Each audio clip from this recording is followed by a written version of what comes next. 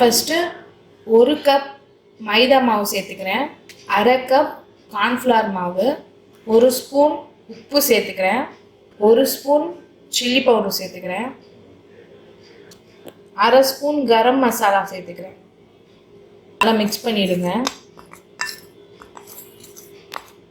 இதில் கொஞ்சமாக தண்ணி சேர்த்து நல்லா மிக்ஸ் பண்ணி பேட்டர் ரெடி பண்ணிவிடுங்க. இப்போ ரொம்ப தண்ணியாக இல்லாமல் ரொம்ப திக்காக இல்லாமல் ஒரு பேஸ்ட் மாதிரி இதை ரெடி பண்ணிக்கோங்க.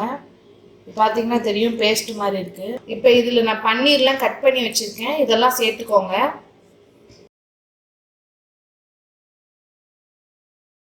இது எப்படியே நல்லா கோட் ஆகிட்டு ஊறட்டும், மெதுவாக கிண்டுங்க, அது உடஞ்சிடாம.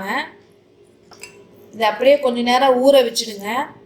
இப்போ ஒரு பேனில் நல்லா எண்ணெயை சூடு பண்ணிவிட்டு பன்னீரை மேரினேட் பண்ணி வச்சுருந்ததை ஒன்று ஒன்றா போடுங்க. அது நல்லா பொரியணும், அந்த அளவுக்கு எண்ணெய் சூடாக இருக்கிற மாதிரி பார்த்துக்கோங்க.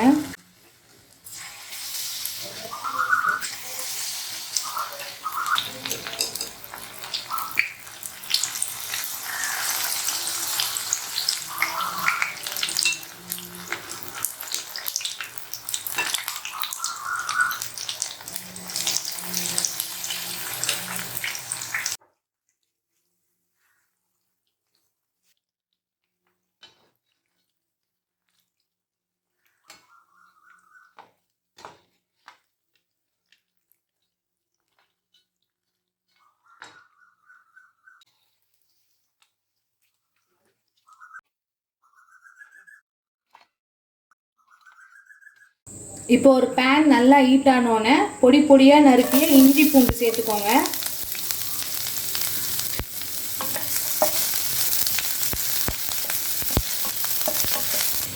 இப்போ இது நல்லா வதங்கிடுச்சு.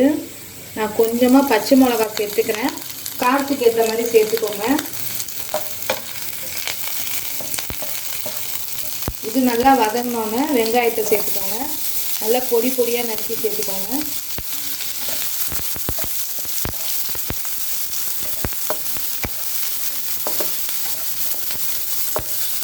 இப்போ இது நல்லா வதங்கிடுச்சு. இப்போ 1 ஸ்பூன் கரம் மசாலா சேர்த்துக்கலாம். நான் கொஞ்சமாக உப்பு சேர்த்துக்கிறேன், ஒரு 1/2 ஸ்பூன் மிளகாத்தூள் சேர்த்துக்கிறேன். இதெல்லாம் நல்லா சாட்டே பண்ணிவிடுங்க. இப்போ நான் கொஞ்சமாக டொமேட்டோ சாஸ் சேர்த்துக்கிறேன், சோயா சாஸ் கொஞ்சமாக சேர்த்துக்கிறேன்.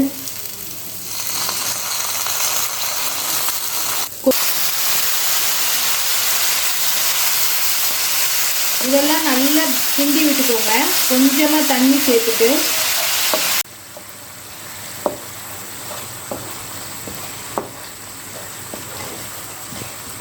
இப்போ கிரேவி நல்லா ரெடி ஆயிடுச்சு.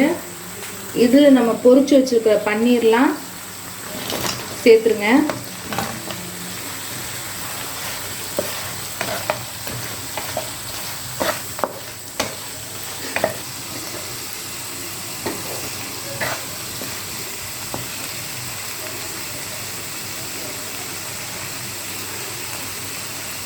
இப்போ ஃபைனலாக கொஞ்சமாக கொத்தமல்லியை தூவிட்டு இறக்கிடலாம்.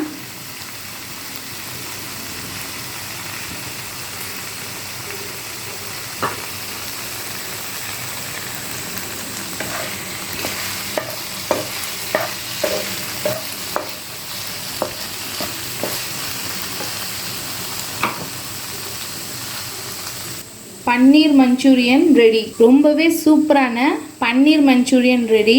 ரொம்பவும் ஈஸி கூட. இதை கண்டிப்பாக ட்ரை பண்ணி பாருங்கள். எப்படி வந்ததுன்னு எனக்கு கமெண்ட் பாக்ஸில் சொல்லுங்கள்.